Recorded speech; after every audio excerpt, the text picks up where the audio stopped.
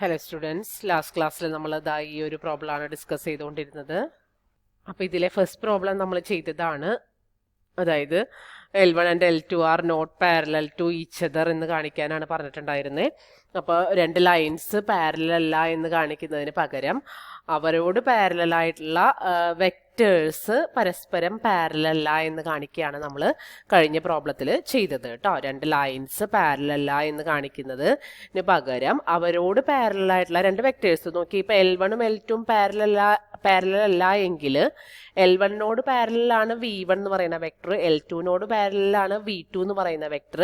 അപ്പോൾ L1ഉം L2ഉം പാരലൽ അല്ലെങ്കിൽ V1ഉം V2ഉം പാരലൽ ആയിരിക്കില്ല. അപ്പോൾ ആ രീതിയിലാണ് നമ്മൾ പ്രോബ്ലം ചെയ്തത്. V1ഉം ഫൈൻഡ് ചെയ്തു, V2ഉം ഫൈൻഡ് ചെയ്തു. അപ്പോൾ രണ്ട് വെക്ടേഴ്സ് പാരലൽ ആവണമെങ്കിൽ ഒന്ന് മറ്റൊന്നിൻ്റെ സ്കെയിലാർ മൾട്ടിപ്ലൈ കോൺസ്റ്റന്റ് മൾട്ടിപ്ലൈ ആയിട്ട് വരണമായിരുന്നു. പക്ഷെ ഇവിടെ V1ഉം V2ഉം ഫൈൻഡ് ചെയ്തപ്പോഴും നമുക്ക് ഒന്ന് മറ്റൊന്നിൻ്റെ സ്കെയിലാർ മൾട്ടിപ്ലൈ ആയിട്ട് വന്നില്ല. അതുകൊണ്ട് ആ രണ്ട് വെക്ടേഴ്സ് പാരലൽ അല്ല എന്ന് നമുക്ക് പറയാനായിട്ട് പറ്റും. അപ്പോൾ L1ഉം L2ഉം പാരലൽ അല്ല, L1നോടും L2നോടും പാരലൽ ആയിട്ടുള്ള വെക്ടേഴ്സ് പരസ്പരം പാരലൽ അല്ല എങ്കിൽ L1ഉം L2ഉം കറസ്പോണ്ടിംഗ്ലി നോട്ട് പാരലൽ ആയിരിക്കും. ഓക്കെ, അങ്ങനെയാണ് നമ്മൾ പ്രോബ്ലം ചെയ്തത്. അപ്പോൾ രണ്ട് ലൈൻസ് പാരലൽ അല്ല എന്ന് കാണിക്കാനായിട്ട് അവരോട് പാരലൽ ആയിട്ടുള്ള രണ്ട് വെക്ടേഴ്സ് പരസ്പരം പാരലൽ അല്ല എന്ന് കാണിച്ചാൽ മതി. ഓക്കെ, ഇനി ഇവർ ഇന്റർസെക്ട് ചെയ്യുമോ എന്നുള്ളതാണ് അടുത്ത ക്വസ്റ്റ്യൻ. അങ്ങനെയാണ് എങ്കിൽ പോയിന്റ്സ് ഓഫ് ഇന്റർസെക്ഷൻ ഫൈൻഡ് ചെയ്യാനാണ് പറഞ്ഞിരിക്കുന്നത്. അപ്പോൾ L1ഉം L2ഉം ഇന്റർസെക്ട് ചെയ്യുമെങ്കിൽ അവരുടെ corresponding X0 Y0 Z0 equal ആയിട്ട് വരും അല്ലേ. അപ്പോൾ X0 നമ്മൾ L1ന്റെ കേസിൽ ഇക്വേഷൻ X0 ഈക്വൽ ടു L1ന്റെ കേസിൽ നമ്മൾ ടിക്ക് പകരം T1 കൊടുത്ത് എഴുതുകയാണ്. അപ്പോൾ X0 equal to 1 + 2T1, Y0 equal to 2 - 3T1 and Z0 equal to 2 + T1. ഇവിടെ L2ന്റെ കേസിൽ X0 ഈക്വൽ ടു 3 - 4T2, അത് T2 കൊടുത്ത് എഴുതാം ടിക്ക് പകരം. Y0 equal to 1 + 4T2 and Z0 equal to -3 + 4T2 ആണ് വരുന്നത്. ഇവർ ഇന്റർസെക്ട് ചെയ്യുമ്പോൾ എന്താ, ഇവരുടെ ഈ ഇക്വേഷൻസ് എവിടെയെങ്കിലും ഒക്കെ സെയിം ആവും അല്ലേ. ഇന്റർസെക്ട് ചെയ്യുന്ന പോയിന്റ്സിൽ രണ്ട് ഇക്വേഷനും കൂടി കോയിൻസൈഡ് ചെയ്യും എന്നല്ലേ മീനിങ്. അതായത് ആ പോയിന്റ്സ് ആ ഇക്വേഷൻസ് സെയിം ആയിട്ട് വരും. അപ്പോൾ അവിടുത്തെ എക്സും ഇവിടുത്തെ X0ഉം, അതായത് 1 + 2T1 ഈക്വൽ ടു 3 - 4T2 ആവണം. 2 - 3T1 ഈക്വൽ ടു 1 + 4T2 ആവണം. അതുപോലെ സെഡിൻ്റെ വരുമ്പോൾ 2 + T1 ഈക്വൽ ടു -3 + 4T2 ആവണം. ഈ കണ്ടീഷനെ സാറ്റിസ്ഫൈ ചെയ്യുന്ന T1ഉം T2ഉം എക്സിസ്റ്റ് ചെയ്യണം. എന്നാൽ മാത്രമേ അവർ തമ്മിൽ പോയിന്റ് ഓഫ് ഇന്റർസെക്ഷൻസ് ഉണ്ടെന്നും അങ്ങനെ കുറച്ച് പോയിന്റ്സ് ഉണ്ട് എന്നുള്ളത് നമുക്ക് പറയാനായിട്ട് പറ്റുള്ളൂ. അപ്പം അത്തരത്തിൽ ഈ മൂന്ന് ഇക്വേഷനും ഹോൾഡ് ചെയ്യുന്ന വിധത്തിലുള്ള T1ഉം T2ഉം ഉണ്ടോ എന്ന് ഫൈൻഡ് ചെയ്യലാണ് നമ്മുടെ അടുത്ത ഉദ്ദേശം. അതായത് 2 വേരിയബിളിലുള്ള T1ഉം T2ഉം ആണ് ഇവിടുത്തെ വേരിയബിൾസ്. 2 വേരിയബിളിലുള്ള 3 ഇക്വേഷൻസ് നമ്മുടെ കയ്യിലുണ്ട്. അപ്പം അതിനെ സോൾവ് ചെയ്ത് T1ഉം T2ഉം വാല്യൂ ഉണ്ടോ എന്ന് നോക്കണം. അപ്പോൾ നമുക്കറിയാം 2 വേരിയബിൾ ഇക്വേഷൻ സോൾവ് ചെയ്യണമെങ്കിൽ 2 ഇക്വേഷൻസ് ഇനഫാണ്. ആദ്യത്തെ രണ്ട് ഇക്വേഷൻസിൽ നിന്ന് തന്നെ നമുക്ക് T1ഉം T2ഉം ഫൈൻഡ് ചെയ്യാൻ പറ്റും. പക്ഷെ അത് മൂന്നാമത്തെ ഇക്വേഷനും കൂടി സാറ്റിസ്ഫൈഡ് ആവണം. 3 ഇക്വേഷനും ഒരേ സമയത്ത് ആ വാല്യൂ സാറ്റിസ്ഫൈ ചെയ്യണം. എന്നാലാണ് അതിന് സൊല്യൂഷൻ ഉണ്ടെന്ന് പറയാനായിട്ട് പറ്റുള്ളൂ. അപ്പോൾ ആദ്യത്തെ രണ്ട് ഇക്വേഷൻ നിങ്ങൾക്ക് സോൾവ് ചെയ്യാൻ നിങ്ങൾക്ക് അറിയാലോ, ഞാൻ പറഞ്ഞു തരേണ്ട ആവശ്യമില്ലല്ലോ. 1 + 2T1 ഈക്വൽ ടു 3 - 4T2 നമുക്ക് 2T1 + 4T2 ഈക്വൽ ടു 2 എന്ന് എഴുതാം. അതുപോലെ ഇതിൽ നമ്മൾ -3T1 - 4T2 ഈക്വൽ ടു -1 കിട്ടും ഇക്വേഷൻ. അതിന് രണ്ടിനെയും കൂടി ആഡ് ചെയ്യോ സബ്ട്രാക്ട് ചെയ്യോ ഒരു കോൺസ്റ്റന്റ് കൊണ്ട് മൾട്ടിപ്ലൈ ചെയ്തിട്ട് ആഡ് ചെയ്യോ ഒക്കെ ചെയ്തിട്ടാണ് നമ്മൾ രണ്ട് ഇക്വേഷനെ സോൾവ് ചെയ്തെടുക്കുക അല്ലേ. +2 കുറേ ചെയ്തിട്ടുള്ളതല്ലേ ഇക്വേഷനെ സോൾവ് ചെയ്യാനായിട്ട്. അപ്പോൾ ഇത് ഇക്വേഷനെ സോൾവ് ചെയ്യാനായിട്ട് ആഡിങ് ഫസ്റ്റ് 2 ഇക്വേഷൻ, ഈ ആദ്യത്തെ രണ്ട് ഇക്വേഷൻസ് ആഡ് ചെയ്തിട്ടുണ്ട് എങ്കിൽ നമുക്ക് ഞാൻ പറഞ്ഞ പോലെ ഇക്വേഷൻ ഫോമിലേക്ക് ആക്കി മാറ്റിയിട്ട് ചെയ്യണമെങ്കിൽ അങ്ങനെ ചെയ്യാം. ഇവരിത് ഡയറക്റ്റ് ആഡ് ചെയ്തേക്കാണ്. അപ്പം എങ്ങനെ വേണമെങ്കിലും നിങ്ങൾക്ക് സോൾവ് ചെയ്യാം കേട്ടോ. ഇക്വേഷനെ സോൾവ് ചെയ്യലൊക്കെ നമുക്ക് നമ്മുടെ ഇഷ്ടത്തിന് എങ്ങനെ വേണമെങ്കിലും ചെയ്യാം. അപ്പോൾ ആദ്യത്തെ രണ്ട് ഇക്വേഷൻ ആഡ് ചെയ്തപ്പോൾ 3 - T1 ഈക്വൽ ടു 4 എന്ന് കിട്ടും ആഡ് ചെയ്തപ്പോൾ. അപ്പോൾ അതിൽ നിന്ന് T1 ഈക്വൽ ടു -1 എന്ന് കിട്ടും. T1 ഈക്വൽ ടു -1 എന്നുള്ളത് സെക്കൻഡ് ഇക്വേഷനിൽ സബ്സ്റ്റിറ്റ്യൂട്ട് ചെയ്താൽ അതിൽ നിന്ന് T2 കണ്ടുപിടിക്കാൻ പറ്റും. Substituting T1 in the second equation നമുക്ക് T2 ഈക്വൽ ടു 1 എന്ന് കിട്ടും. ഇതിവിടെ വെറുതെ എഴുതി വെക്കാതെ അതൊക്കെ സ്റ്റെപ്പായിട്ട് ചെയ്യാം കേട്ടോ. T2 ഈക്വൽ ടു 1 എന്ന് കിട്ടും. അപ്പോൾ T1 equal to -1, T2 equal to 1 എന്നുള്ളതാണ്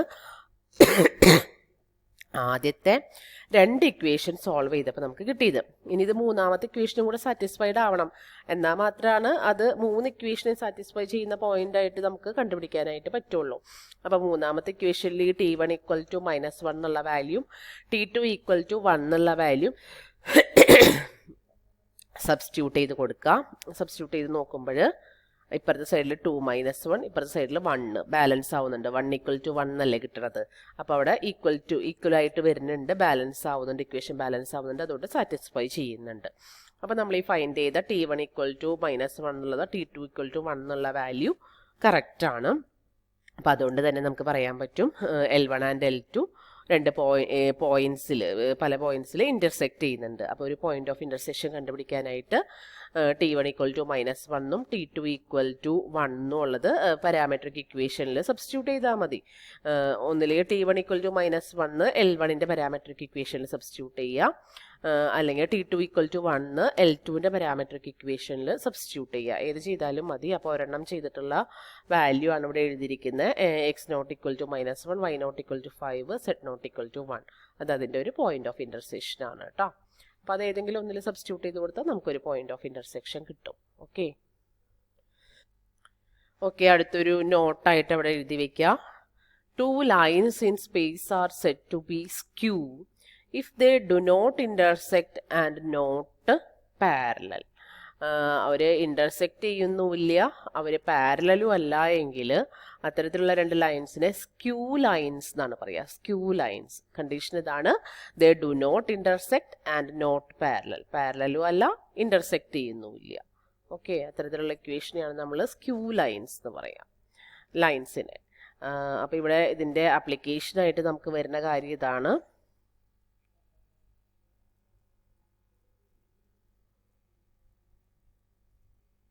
ഓക്കെ, അപ്പോൾ ആപ്ലിക്കേഷൻ എന്ന് പറയുന്നത് ഫ്ലൈറ്റ് പാത്ത് ഓഫ് 2 എയർപ്ലെയിൻസ് ആണ്.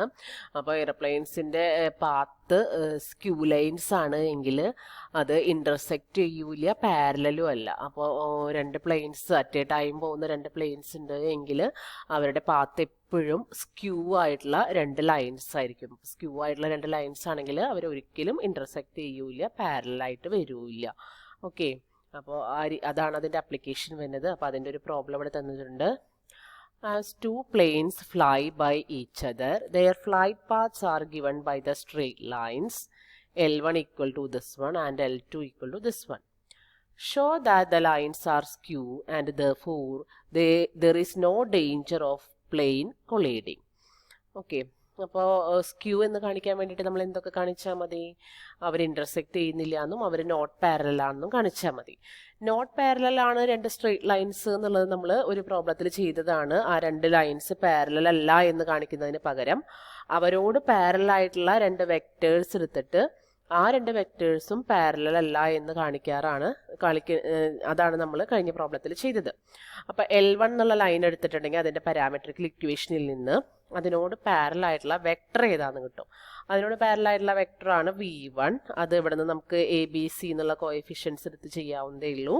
ദാറ്റ് ഈസ് -1, -3, 1 ആണ്. അത് IJK ഫോം അല്ലാട്ടോ, ഈ ഫോമാണ് യൂസ് ചെയ്തിരിക്കുന്നത്. ഏത് ഫോം ആയാലും കുഴപ്പമില്ല. വെക്ടറിനെ എപ്പോഴും 2 ഫോമിൽ റെപ്രസെൻറ്റ് ചെയ്യുക എന്നുള്ളത് നമുക്ക് അറിയണ കാര്യമല്ലേ. അതുപോലെ V2 എഴുതിയിട്ടുണ്ട്.